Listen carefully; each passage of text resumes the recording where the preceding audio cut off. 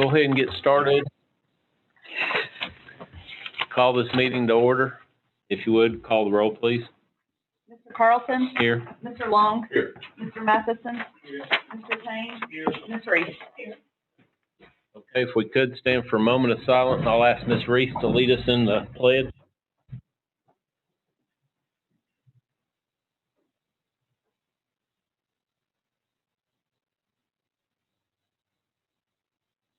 Ms. Reese?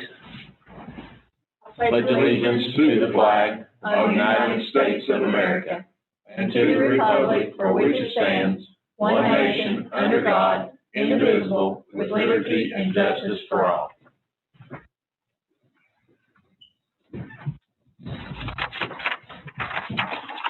Okay, first item on the agenda, presentation of plaques to our retiring employees. How are you going to do this? They're going to come in here, and I think we just have one with us tonight. Or you want to come out and stand?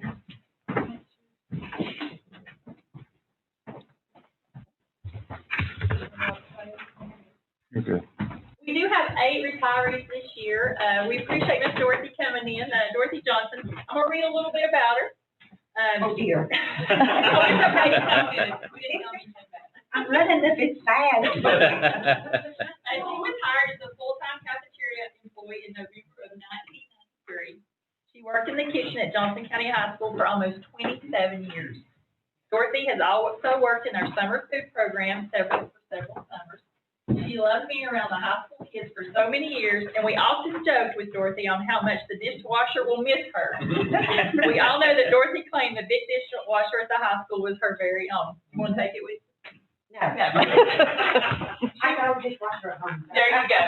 She will definitely be missed by all of her coworkers at the high school as well as the students. We love you, Dorothy, and wish you the very best in retirement, and that is from Miss Kathy Rosalie. So we're going to miss you so much, and we appreciate you for all of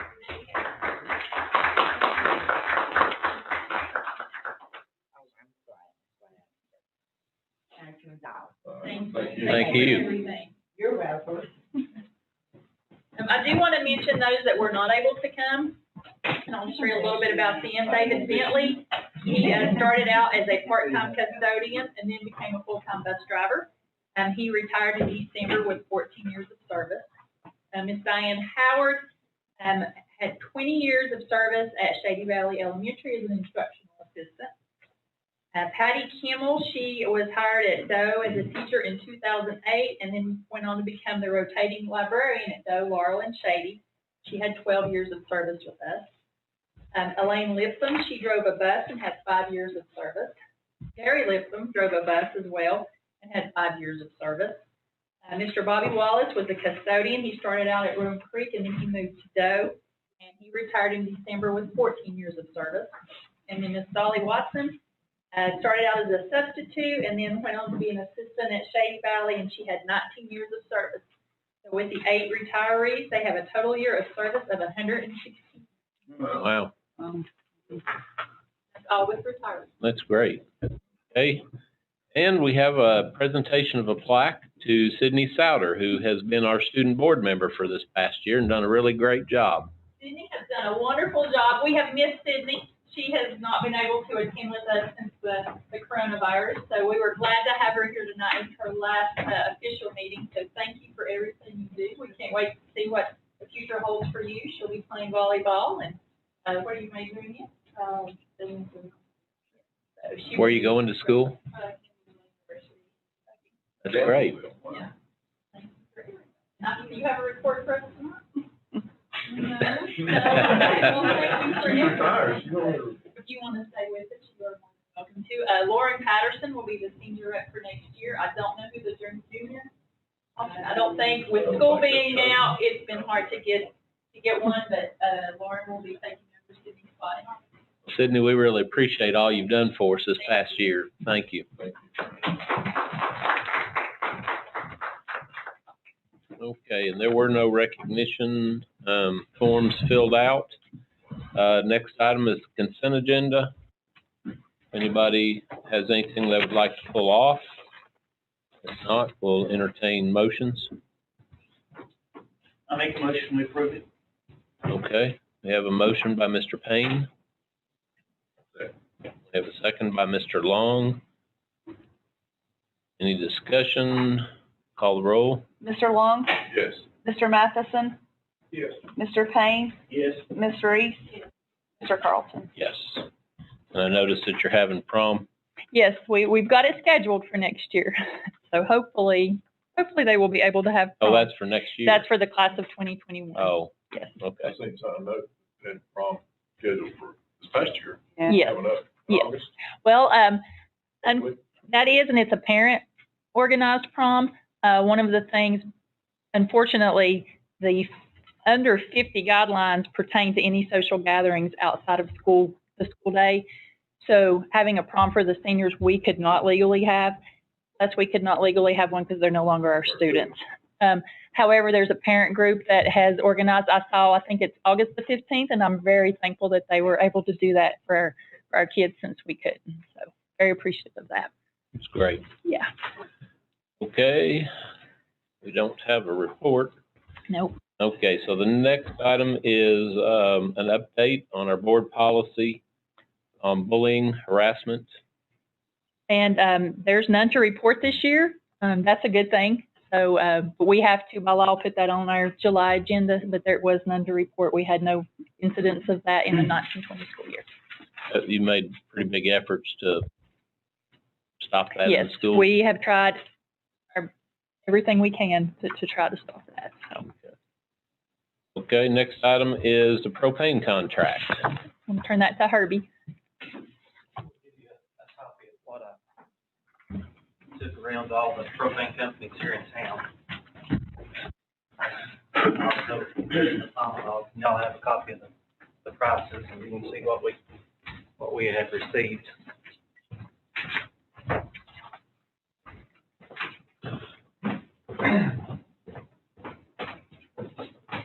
The first thing was simple there, just provide and deliver propane, keep tanks filled at least 40% of all times.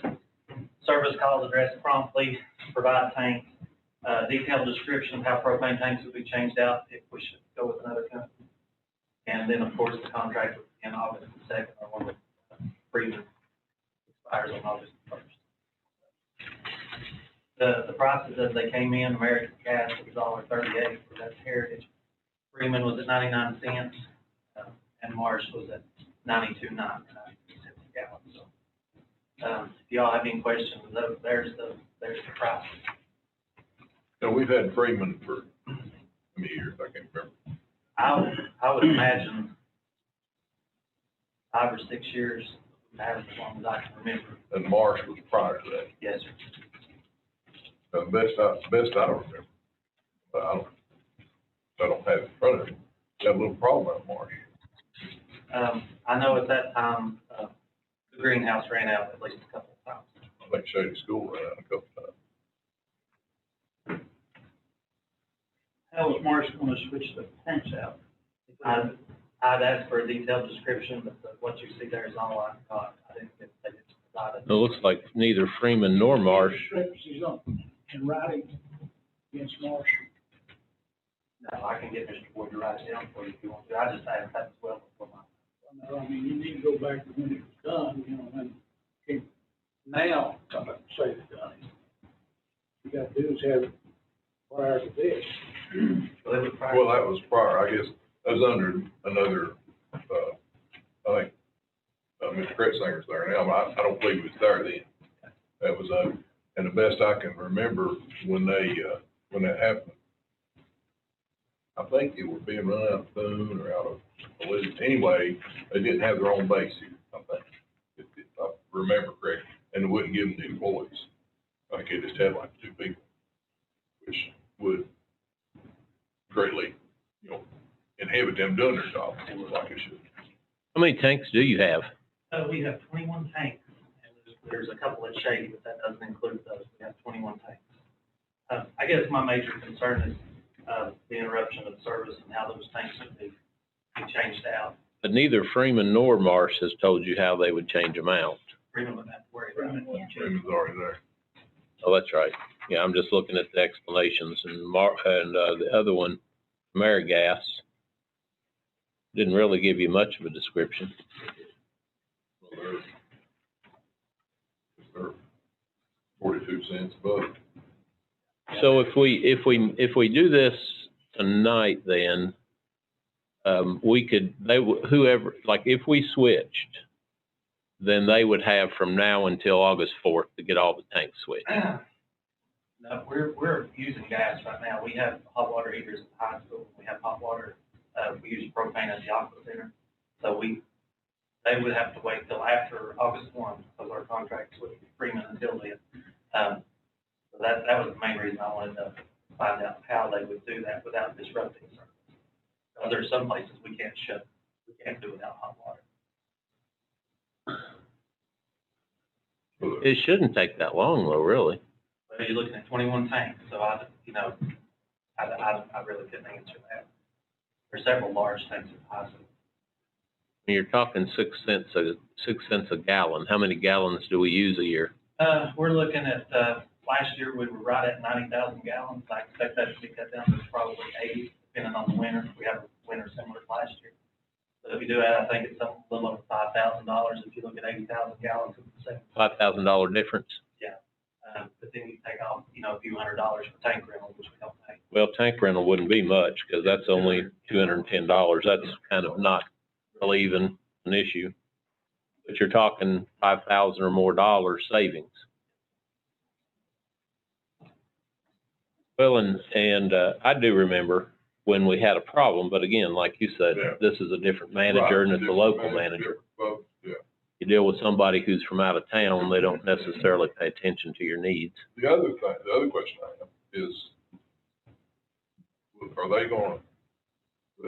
they changing the tanks? They're getting the fee. They're gonna change the tanks out for free, or is it gonna be $40 an hour rate to change those tanks? And they didn't specify that. I would imagine they would change them out for free.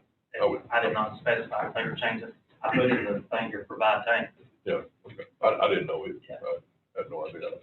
How much service do you need on these? Yeah, they don't charge you. How much service? Have you needed in the past year on these? I mean, is that a big deal? Gary at Freeman, the $65 per hour is what we have been charged if we've done any new installations, such as in the TCAP building. I think we hung a new heater in Shady a couple of years ago.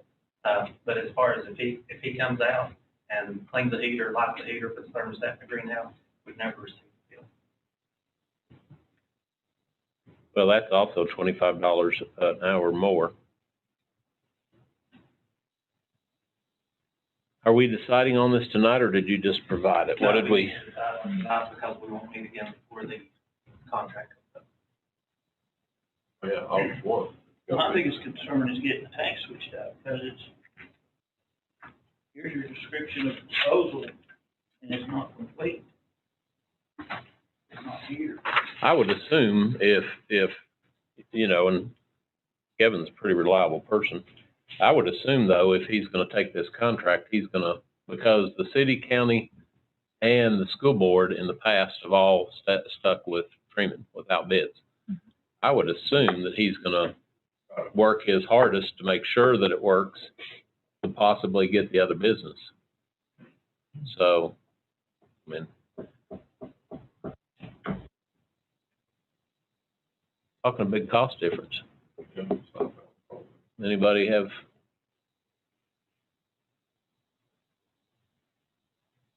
Kind of hard to justify not going with the lowest bid. It is. I think maybe in the contract, if we did go with low bid, we write the contract instead of signing theirs.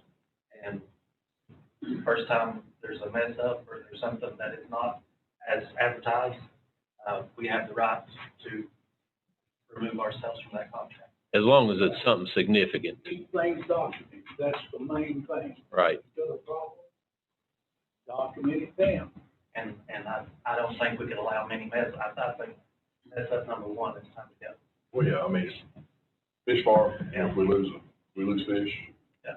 I mean, that's Well, yeah, and I think that's something that you need to spell out pretty, well, I mean, I just can't imagine them not already assuming that. and like I said, at that time, they were a little, and it's a pretty rough winter, too, best I remember. But they didn't have the employees that really should have to kept up with what we had.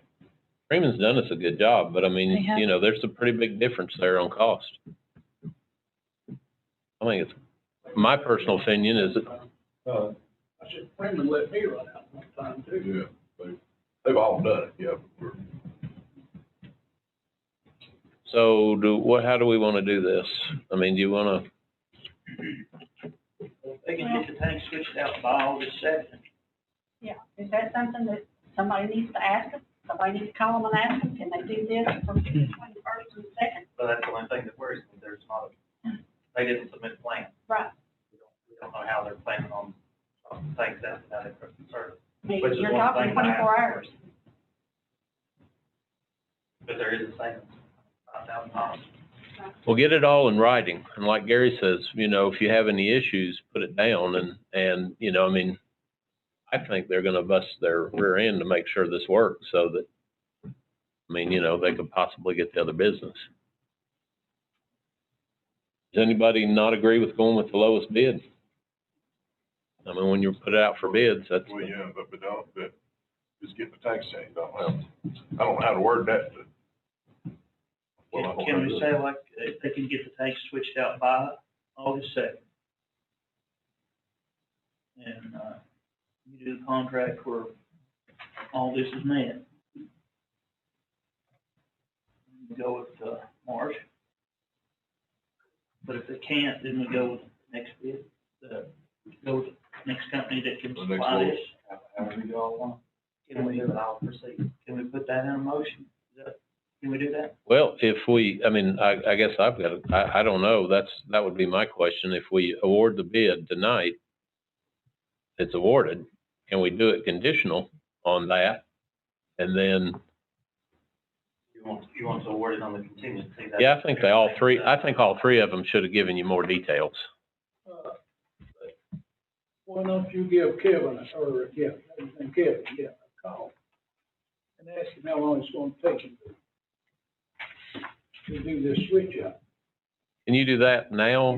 See if you can get a hold of him? Can you get hold of it?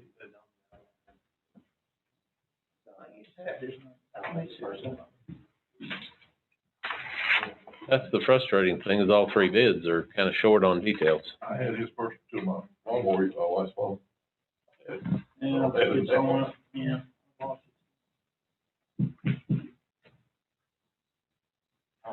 I know I don't have him.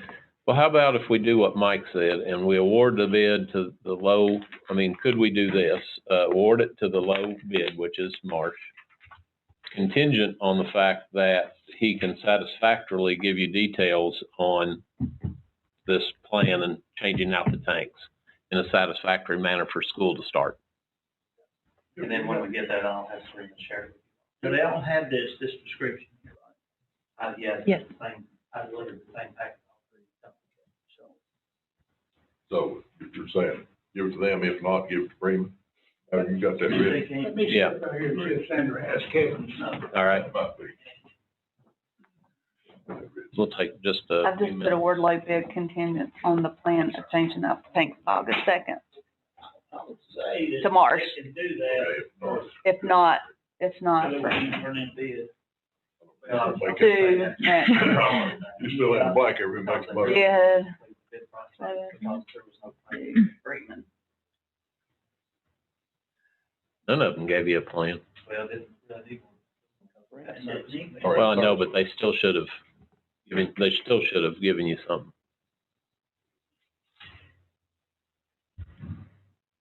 It's hard to justify $5,000 or more dollars. It is, what you're paying for there is what you know.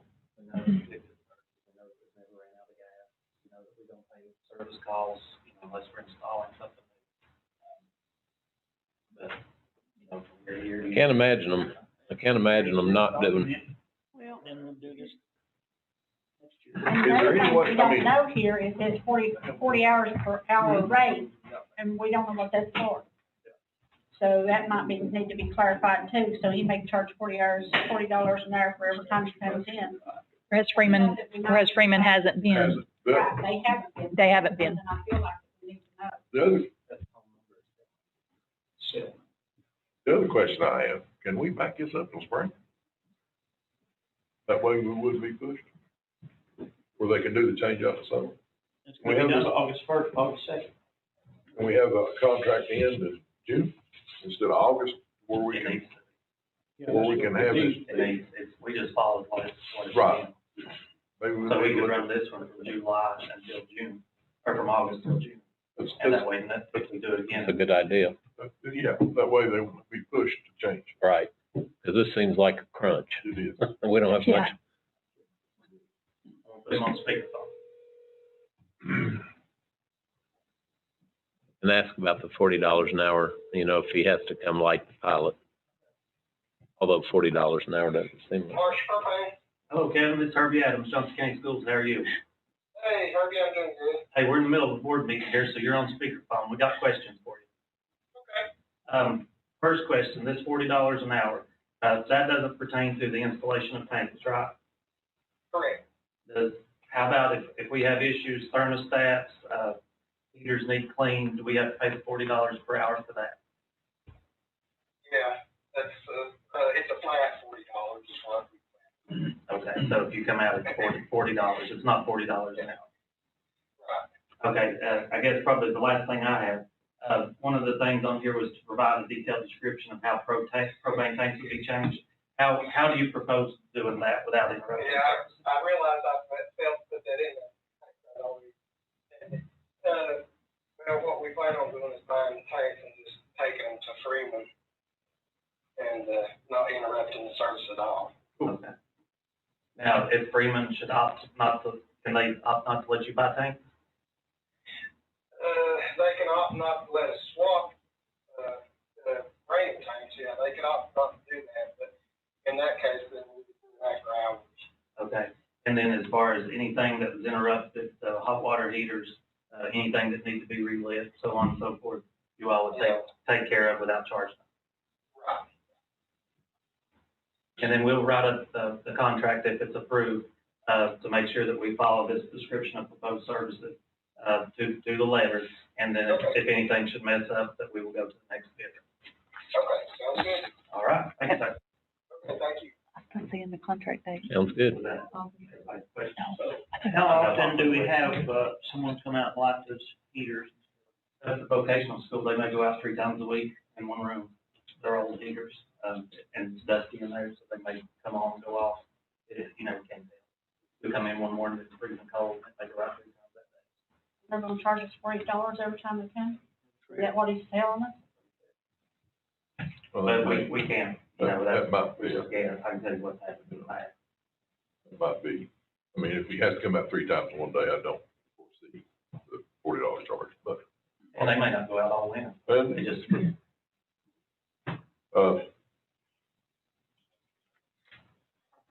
Motion? she's got one Yeah. ready. How do you, okay. To award low bid to Marsh Propane contingent on the plan of changing the tanks by August 7th with no interruption. I said August 2nd. You said 7th. Oh, 2nd. If not, no interruption. And then if that were to happen, the next bid goes to Freeman Gas. Did everybody And we're gonna change the. change the contract? And the contract times. And I put contract from August 2020, August 1st, 20, or 2nd, 2020 to June 2021, That's better. contract date. Everybody agree with that? The way that read? I'll make that motion. Okay, we got a motion by Mr. Long, got a second? I'll say. Mr. Matheson, second. Any more discussion? All right, call the roll, please. Mr. Long? Yes. Mr. Matheson? Yes. Mr. Payne? Yes. Ms. Reese? Mr. Carlson? Yes. All right, 5-year plan update. Yes, we're going to update you on the 5-year plan, just a segment of it every board meeting. This one is just the objective that is focused on technology. A committee will be developed to create a technology plan. Actually, Rob reached out to we will have a building level person from every school on the technology committee, instructional supervisors, and they're going to meet on Monday, July the 20th, to go over the existing technology plan and update it as needed, because it is, technology plans are out of date a day after they're made. So that's where we're at on that one. So they're going to be meeting Monday, July the 20th. One of the things Rob was talking about, She's back there. is he back there? During the break, in between our work session, was, doing the, Rob, where were you at? Utah, Wyoming? Up in Cody, Wyoming. Watching the board meeting online. And the fact that he can do this, you know, for the future. And what he was talking about was to get a camera that would show out to the audience and a camera that would show to the board, and one that would have Zoom capability, where if Joanne was talking, we could, you know, make her bigger than just a little figure in the crowd. And continuing to do our board meetings online for the future. Because, you know, a lot of people, the only way they know, since people don't come here, is what they read in the paper. And that's not always able to be described. And like you were talking about, Mike, is people talking about, well, they didn't know. Well, this, you know, we could continue to make sure that people knew that our board meeting was online. And a lot of people, if they were in the board meeting, you get more information. That's something that the board would entertain Rob, and his committee looking more into, because like Rob says, that would cost a little bit of money, especially to get the Zoom cameras. Money-wise, what are you talking about? What do you think, Rob? The starting point on the PTZ cameras, which are the ones that you can rotate, move, and zoom in, those cameras alone start about $1,600 each. To put a couple of those cameras in, you're looking at about $35 plus the cost of an upgrade software. Ballpark, I'm going to say somewhere in the neighborhood of $4,000, maybe $4,500. What were you talking about as far as technology money? The Department of Ed just released yesterday, there's a new grant out for technology, and we've been talking, I think that we're going to be able to pull some of our Chromebooks out of our CARES Act and put it in this new technology grant, which would free up some of the CARES Act money, the $706,000, you know, that's there to help our students, you know, get back in school, and some great things that we're going to be doing. So we could put this in the CARES Act and cover it through a technology piece with the grant. Just to follow through with it. Would the CARES Act cover this year, what he's talking about? Yeah, yes, that's what I just explained. Yes. So we could get that through that grant money, and we'd be given access to folks in the community, again, you know, no matter where they were. And it would be beneficial for us as well, because we do use the boardroom for a lot of training, and a lot of our training has went to Zoom training. So, you know, we could also utilize it for our teachers and our staff as well. So it's beneficial for everyone. Is that all right with everybody for them to come up with a plan for us? Okay. Okay. Good deal. Rob? Yes, sir. Get on there. Next item is first reading. Oh, I'm sorry. Were you done with that? Yep, I'm good. Okay. The next item is first reading of TSBA recommended changes on the following policies. Yes, and I'm gonna let you go through each policy and describe it. I will. And for the next few months, we've already got some that came out last week that I've already got on the August board meeting. TSBA is changing a lot with policies, not only due to COVID, but some things that's going on in legislation. So you'll be seeing a lot of policy changes here in the next few months. The first one, 4.205, is enrollment in college level courses. TSBA just updated our policy to align with the state board regulations. So very minimal changes, but it does update it to follow the state board regulations that we have to follow for college level courses. 6.304, there is a new Title IX grievance procedure that is been approved by the legislature. So this student discrimination, harassment, and bullying, intimidation, and cyberbullying policy just meets the new grievance procedures that have come out through legislative. Same thing with 6.304.1, Title IX and sexual harassment. We had to update that to meet the new Title IX grievance procedures. And then 6.305, which is student concerns, complaints, and grievances. It condensed it to focus on general student complaints rather than creating a formal grievance policy or a process. So it just made it a little bit more easier for the principals to know how to follow the investigation. So these are all TSBA required policies. Okay. Any questions on that? We did have to list our Title IX coordinators. We do have two. Dr. Long handles any, I guess, concerns that come with male students, male staff members. Paula Norton handles anyone that's dealing with female students or female staff members. So, and that's addressed in here as well. Any questions on any of that? Next item is approve implementing CDC standard guidelines versus CDC critical infrastructure guidelines. Yes, and this is what we talked a little bit about in the work session, and I was actually out of town, so Dr. Long listened to a webinar on this for us. The standard, and that is the handout. Dr. Long gave you a handout, and then you had one in your packet. The standard CDC guidelines differ from the critical infrastructure guidelines, and what we thought we would do, I guess, to explain it is just show the clip, and it's not very long, that Chris McCarty, there's three of them that Chris McCarty used when he did his training last week, just to talk about the difference.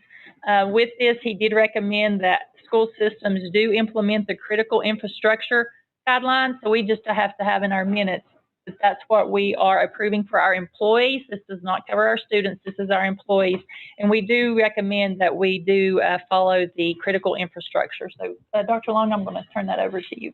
Thank you. On this handout, this came in your packet from Serena. That's not what I just handed out. This outlines how critical infrastructure works. And again, as Wendy emphasized, this is for employees. This is not for students. The packet that I just handed out, you're going to hear Mr. McCarty, and I'm going to show you 3 separate clips for a total of about 8 minutes. We may not do the last one if we don't need to. But he's going to reference pages 5 and 8 of this. Okay, you can review the rest of it at your convenience, at your leisure. But he's going to point out and make a point about page 5, where you'll see something highlighted in yellow. I highlighted for you what he's going to talk about. And on page 8, I circled the headers that they mentioned. All right, I'll start.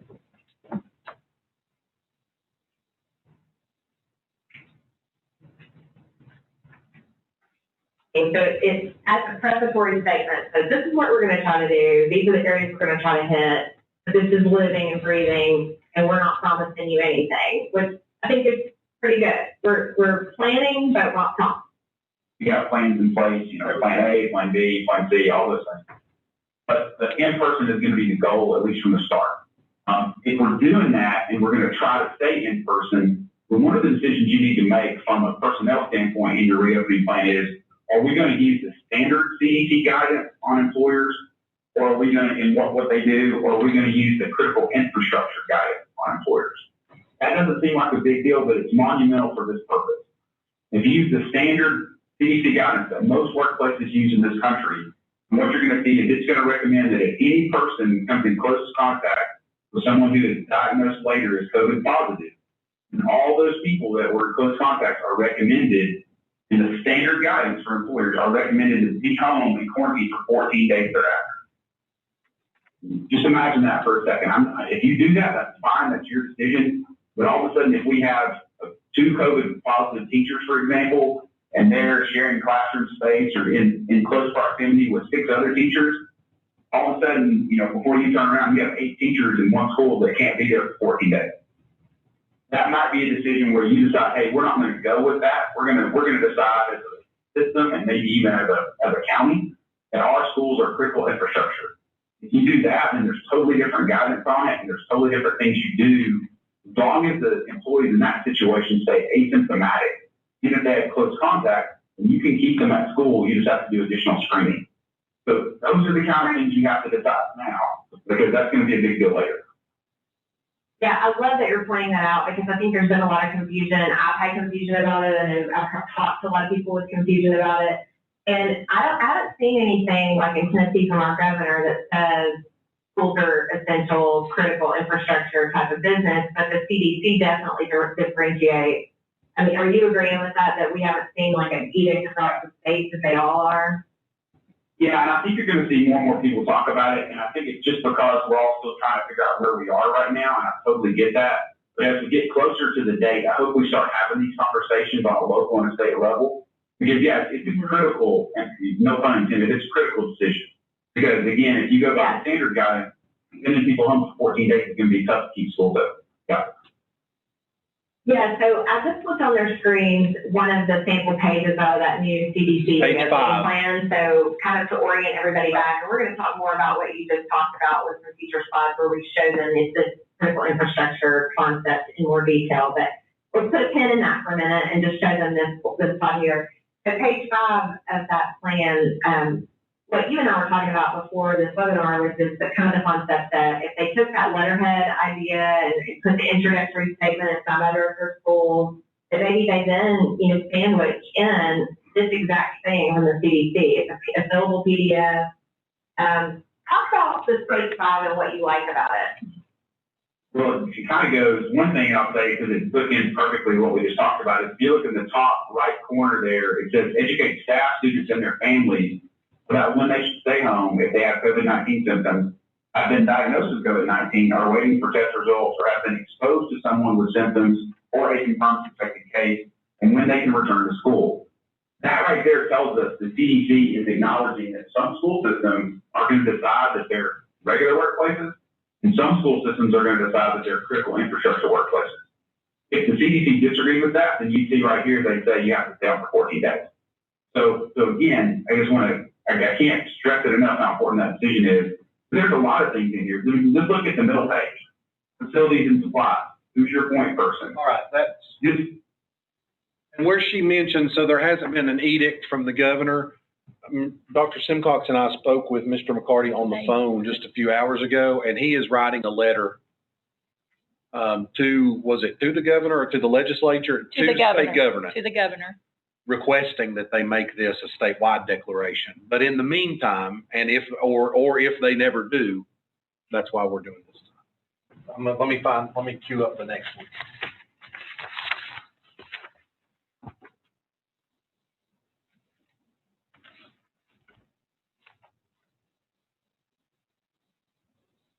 And, if I see my boss wearing one, I'm going to be more likely to wear one. If I see them not wearing one, I'm going to think, oh, maybe the expectations that we're not going to, especially as masks have become so political. Got it as close as I can. It starts now. Maybe the expectations are going to have to be set.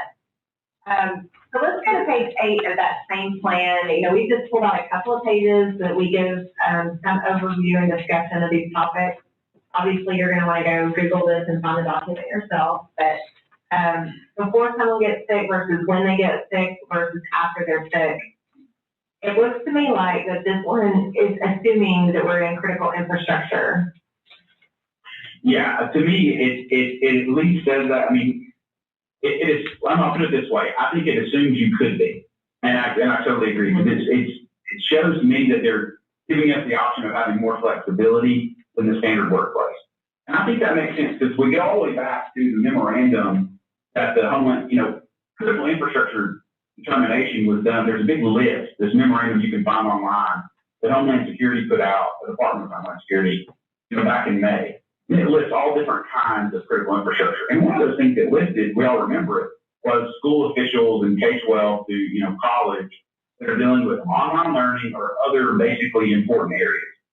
I think what we now have to determine is returning to school something that is a critical area. I think we're seeing that more and more. I mean, I think we're going to talk about this later, but I'll mention it now. The American Academy of Pediatrics has come out and said they want kids in school. They think for health reasons, both, physically and emotionally, kids should be in school. All right. When they're pushing that tells us maybe it is, bigger than just educational. It's the whole child.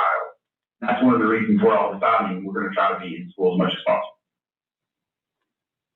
I do think we need the last clip because he says something that I think is really important, if I recall correctly. And it is just it's a minute and 55 seconds long if I can get it close to. Yep. It starts 7 seconds in here. Absolutely. Would you agree with that, Chris? Absolutely. All right. So we talked about the tenured teacher. So what happens if an employee or employees were potentially exposed to someone who's COVID-19 positive? And I know we talked about this in the last session, and you talked about it some today, but I want to go ahead and skip ahead to remind them that this is where Chris was talking about earlier, that standard CDC advice is what you're seeing on the screen right now. And standard advice is not necessarily what a school wants to follow. I think that you're going to find yourself, based on everything we talked about, having to close school more often, having to let more people take 14 days than you will if you move into the critical or essential critical infrastructure workers, which are shown on this slide. So this is the one he was talking about before. And can you go back one time, Marissa, to that? Something to think about, everything Marissa said I agree with. But if you're gonna decide as a school system, we're gonna go by the critical infrastructure guidelines, then somewhere, somehow, I believe your board needs to make that determination. I would love it if the county would make that determination as well, the county commission, and I would really love it if the state of Tennessee would make that determination. She's asking for it. That they at least give us the option to do it, right? But somewhere, you need to make that determination. And the reason I think you can do that is, if we go back to that Homeland Security memo, which is, if you click on critical infrastructure right there in that link, if you could do it on your, because that comes from the CDC guidance, that link takes you to that memo. And that Homeland Security memo says, it's a non-exhaustive list of those critical infrastructure places, and individual jurisdictions might have to add or subtract to the list. To me, that opens the door for local government to decide that their schools are critical infrastructure. Thank you for bearing with me through those three clips. Mr. McCarty explains it better than I ever could. So basically, in a nutshell, we hope that his letter to the governor is effective and that the governor declares schools critical infrastructure statewide. But in the meantime, it's our understanding we don't need a resolution. We just need it in the minutes for the board, if it's your pleasure, to make that declaration. And that is our recommendation.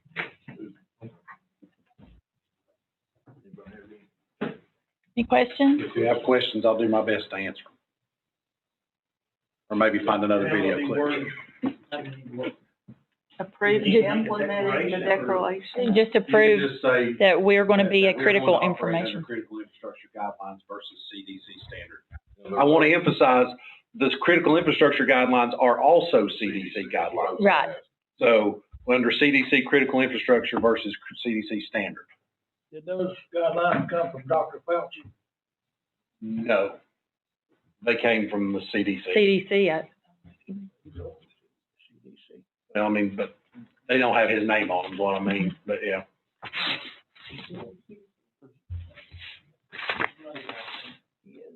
I thought he was over the Center for Infectious Allergies and Infectious Diseases, but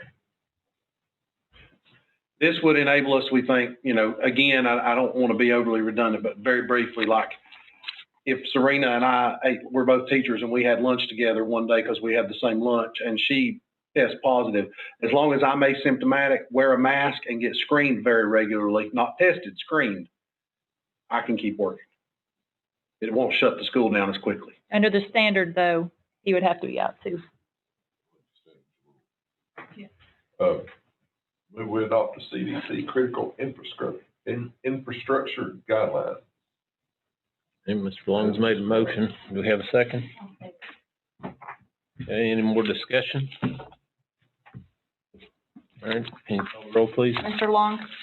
Mr. Matheson? Yes. Mr. Payne? Yes. Ms. Reese? Mr. Carlson? Yes. Thank you all. All right. Next item is budget update with Tina Lipford. And Tina is not here this week, so I will read, she sent a statement, so I will read her statement. Johnson County Commission returned from recess on Monday, June the 29th. The County Commission approved the budget for Johnson County Schools. This included the general purpose budget, federal projects budget, central cafeteria budget, and the Head Start budget. The budget will now be sent to the state for final approval. As anticipated, the 2% increase to the instructional salary component was removed in the final state budget. That was with the VEP. LEAs are to use the estimates without the 2% increase to the instructional salaries component in their final budgets for fiscal year 21. The removal of the 2% led to a $128,000 shortfall in revenue for Johnson County schools. However, this shortfall will be erased when the funds for the virtual academy are amended into the budget, and the salary for the school-based mental health clinician will be transferred from general purpose budget to the federal project budget for school year 2021. Will come out. We'll come out fine. We'll come out ahead. So our teachers will have all our staff will have a 3% increase, and our non-teaching staff, non-certified staff We'll have a will have a $500 bonus. Yes. Well, I think they deserve it for all the work they're gonna have to be doing this next year. I agree completely. All right, next item is, to approve the quitclaim deed for Shady Valley Elementary School to the Shady Valley Cranberry Festival Committee. And I do think Sheena is here. I had asked her to come, and I think she's in there, so.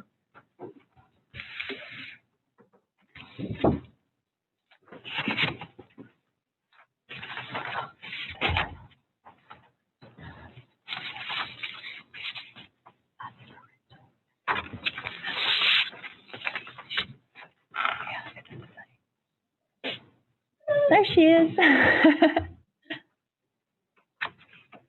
Welcome. So your committee has got everything they need now, right? We've got a charter, we've got a 401c3, we're good. All right. And our lawyer says we got it. Yes, Mr. Crockett has been given all the information. He said we're good to go, and he actually wrote up the quitclaim deed, and it's right here. Any of the board have any questions? I do. Okay. I would like to know, I know it says that if they fail to keep their 501c, that it would come back to the Board of Education. Correct. Okay. Now, the other thing I would like to know is, can this land be transferred, or this school system be transferred based on what's in this deed to another nonprofit? And I did email Mr. Crockett, but I have not heard back from him yet.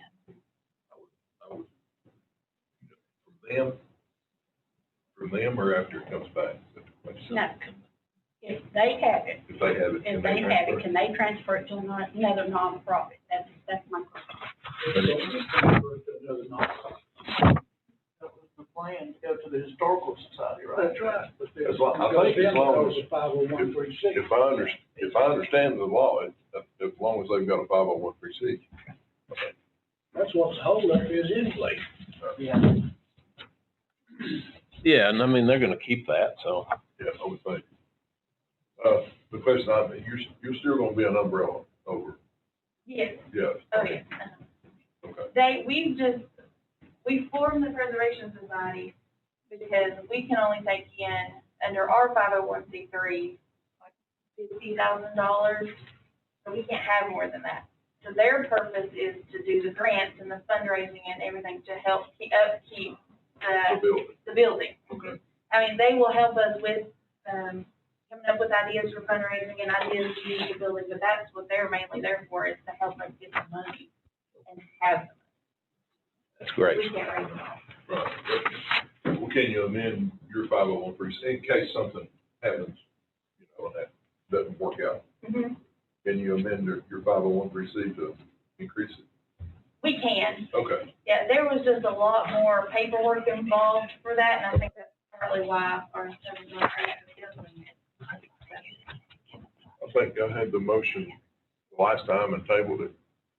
So if it's, all right, the board, I'll make a motion, we approve the quitclaim deed for Shady Valley Elementary School, Shady Valley Cranberry Festival Committee. I'll second. Okay, we got a motion and a second. Any questions? We got the deed here that, you can sign. It requires, there's a lot of signature places in here. I think we've got a notary here to take care of this. We do have a notary here. All right, call the roll. Mr. Long? Yes. Mr. Matheson? Yes. Mr. Payne? Yes. Ms. Reese? Yes. Mr. Carlson? Yes. Okay, so if we wanna, Go, Bill. hang on just a minute, we'll sign this for you. Now the election on the 6th, have you guys signed up, bill ready for them? Did you not? Because I think that was one question. We're planning to, we've already talked with the election commission that they're planning I did tell Mr. Pleasant to call you when he called me the other day, so. Which I talked to him about a month ago. Oh, okay. Told you, What? did Charles get hold of you about it? Not Charles, I talked to Mike Pleasant about it. Cause I think all you have to do is, what, Their copies. This will I be think this will go filed to and then they'll get a copy. Right, Okay. so I'll give this to the attorney. So, We got a notary. so if you wanna, hey, Bob, we'll get a picture. Sure. Kevin, Come on up. does this need to be in black? Does it matter if it's in I would do blue. blue? I would do blue. Okay.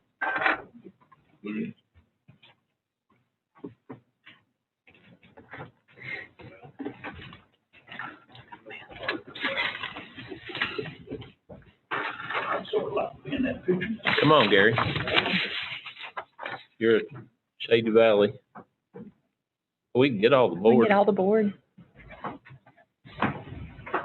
More than, Yeah. Come on, Joanne.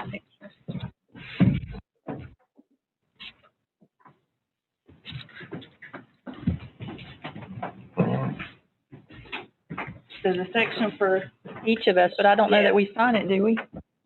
We can do that in a minute. Okay. Yeah. We'll do that after the meeting. All right. Anybody want to squeeze in just a little bit? I'm gonna cut this loose. I know. Not as good at this as Rob is. 1, 2, 3. One more. All right. Well, I'm just thankful that you got everything settled out and that the community can keep the school. Oh, yes, I agree. And we'll do the rest of this after the meeting. Thank you. Thank you, Sheena. And We I think appreciate it. Jacob, or Chase has the keys and everything. So, you know that. All right. So, director's report. Well, I just appreciate, I do want to say, we gotta do the addendum. Oh, I'll do this first and then we'll come back. okay. So we do have an addendum. Yeah. This meeting just keeps getting more interesting. Approve the returning of school action plan that we talked about in the work session, following the guidance through the school year from the State Department, the governor, the CDC, and/or the Regional Health Department, all of whom have been involved in this.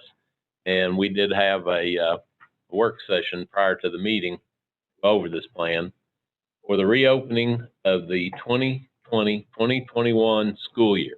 And this is the plan that we talked about at the work session. Again, I want to stress that this is a working document, and based on guidance that we get from either the Department of Education, the governor, the health department, it could change, but would like to have the approval so we can get this plan out to our parents tomorrow so they can see what our reopening plan looks like. Again, our options are, in person, which we would love to have all of our students back, but we understand, there are some concerns. But we also have a virtual component if the parent doesn't feel like their child should be back in the brick or mortar building.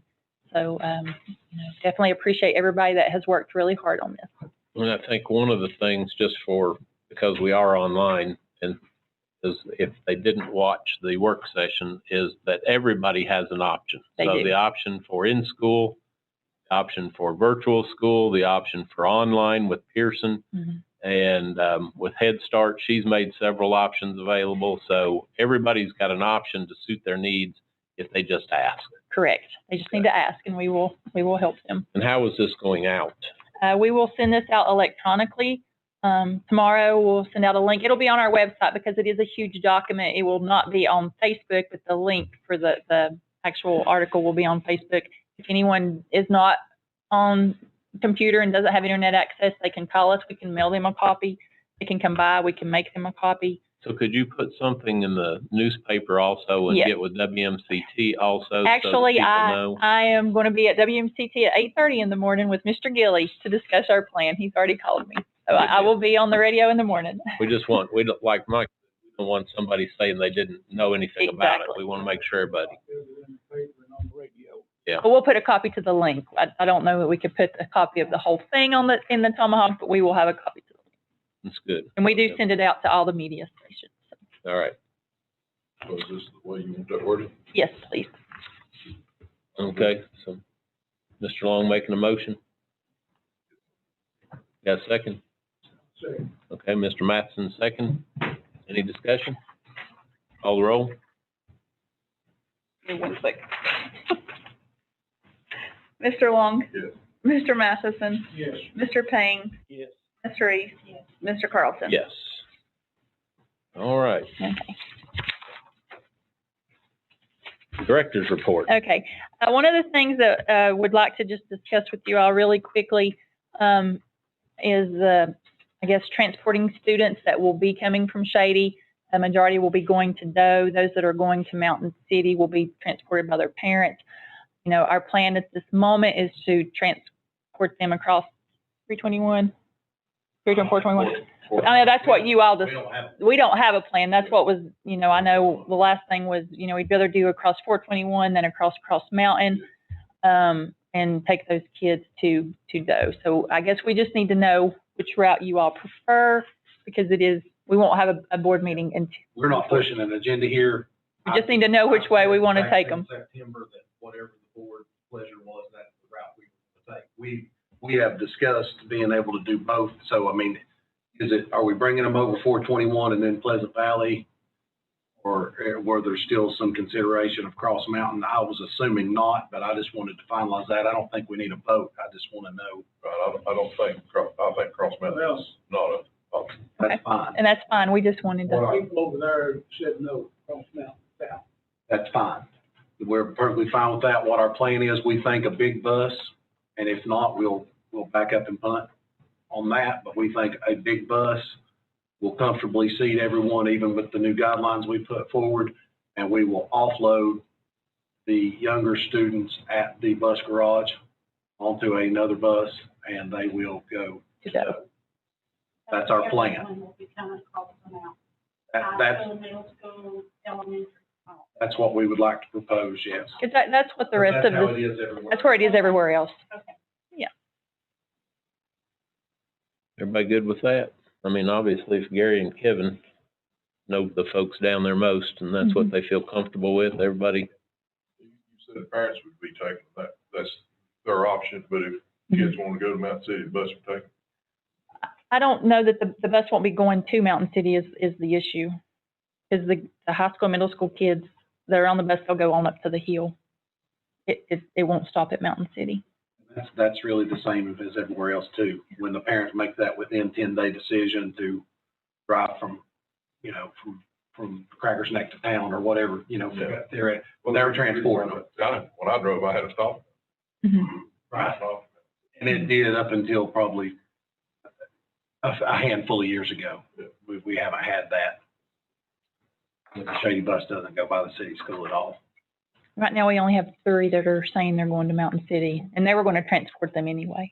I have a question. Say out of the Shady, you have some of the kids going to Virginia. Are we gonna collect that BEP money on them? That'll be the same as it's always been. It'll funnel through us. It'll funnel through us. Virginia will let Tennessee know that these kids come out of Tennessee. Yeah, the contract will probably be next month. It's usually in August. But then Virginia gets all, we don't get it. Yeah, It just funnels through. it funnels through us, and then But they only charge about $4,700. we make we make a little bit, but not much. Come in the report. That they got, what is it, $8,700 BEP for each child? I think you got it confused with Pearson. no, the BEP that we save, BEP money.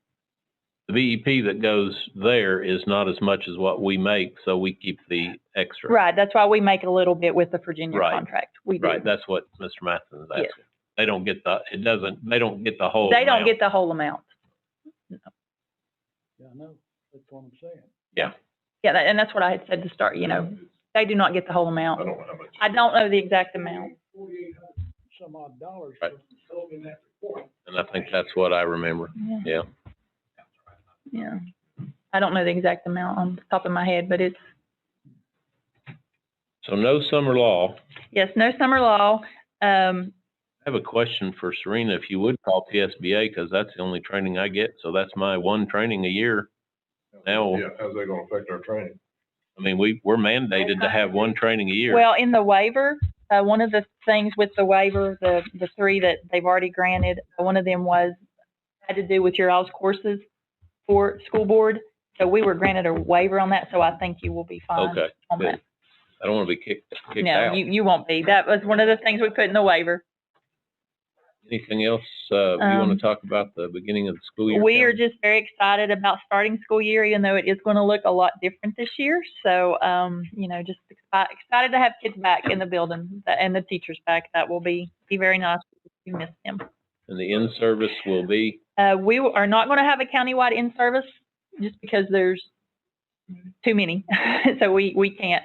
But we're going to do some Zoom things with the teachers, and they're going to be working in their classrooms that day.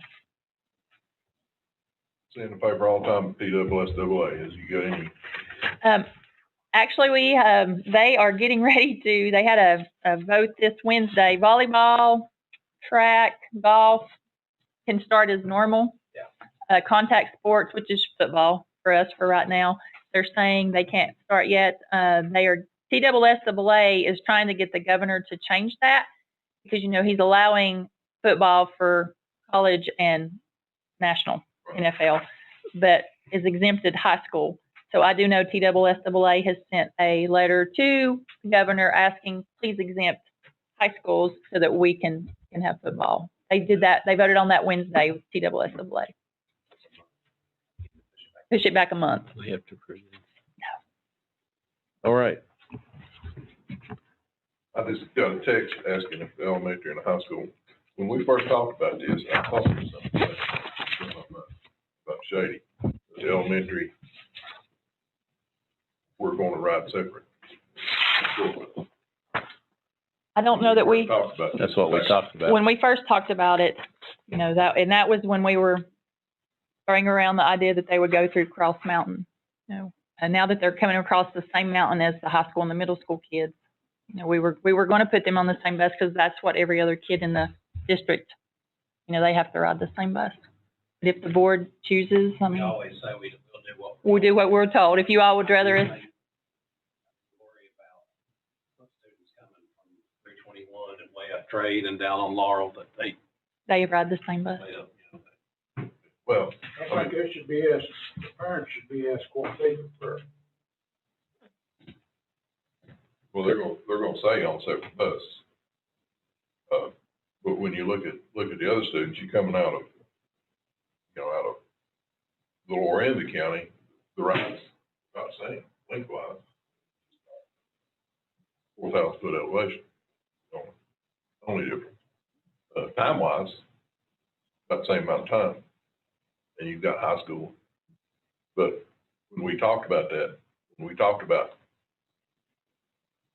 I guess when we closed the school, I guess that night. Yeah, that was mentioned that We night. did talk about that, and I thought that's what we'd agreed on, is that smaller bus, that's what you were asking, is that smaller bus would pick the smaller kids up and come straight up and go rather than the combined bus. Are you able to do that? I mean, we have the bus. 'Cause that's what we agreed We'll on have to that find a night. bus. We'll have to find a bus driver. I mean, yeah, if that's what y'all want done, then yeah, we will see to it. I think that's what we agreed on that night, isn't it? Yeah. I think that's what, and I think that's what folks in Shady expect. Yeah. For now. Due respect, I didn't feel like we had actually agreed on anything. There were things discussed. Well, yeah, there was. So we'll do exactly what y'all want done. Just get Serena to pull the minutes on that meeting and see what was stated there. I'm not being combative. I will be glad to do that very. Yeah, thing. let's do that. I have no problem with it. See if we can get that separate bus. Yeah, work it out, because I know, well, I don't know if you've got a small bus. So we're going to hire another bus driver, is that what we're saying, or do we? We'll have to have another bus driver. We've got a couple in training right Yeah. now. How are you gonna do the route from the school bus garage down? Was it gonna be just at the end of another route, or how you were gonna just put them on the kids? Yeah, we were waiting for a finalized decision. It just depends on what kind of staff we have, drivers. That's not much of a route, but, might have been that we tried to fill that in-house. So that's why we talked about having a small bus, but, I don't think it's a really good idea, especially if you got really bad weather, to offload kids on one and on to the other, but I remember we agreed that night that we were gonna try to get a small bus, and that was your suggestion, is to bring those kids separate in the bus. So if we can If we had a small. honor that, then let's try to do that. We'd be happy to do Yeah. that. We will be happy to. Okay, so Kevin, you have anything you wanna add? No, I just, look forward to everything getting back forward.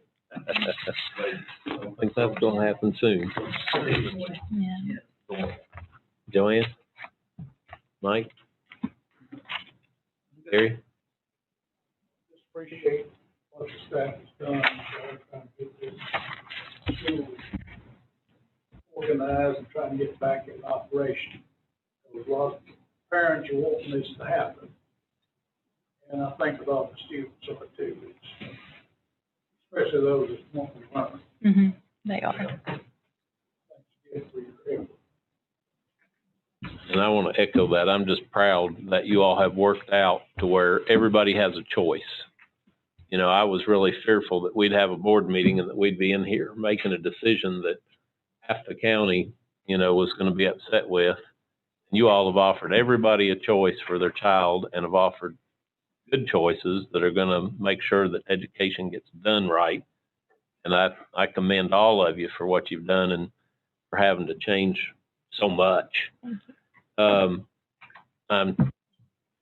extremely glad we were able to give Shady Valley School back to Shady Valley and get this agreement done, for them. And I would just like for you to just briefly talk about the grant that we got, the $706,000.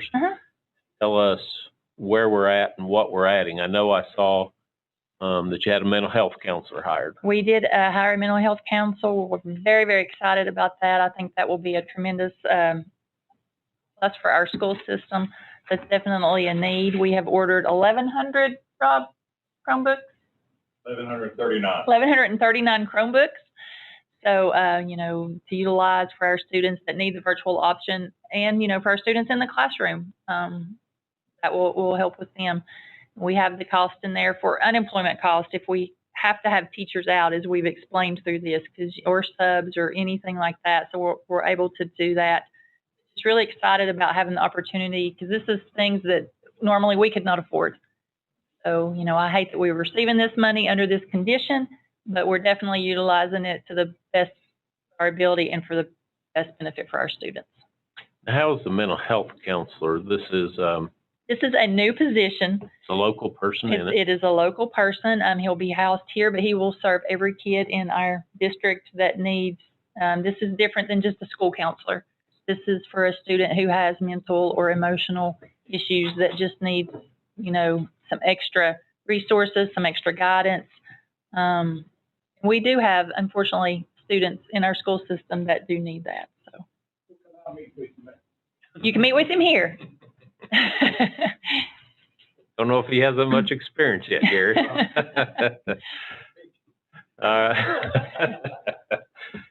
All right. Is there anything else? All right. Had a lot of big news this month tonight. Appreciate the board. I know you do. Yes. With everything that we've been making decisions on and all that, it's not been easy, but I appreciate everybody's effort. All right. Do you have a motion? Being adjourned. Kevin, you have to.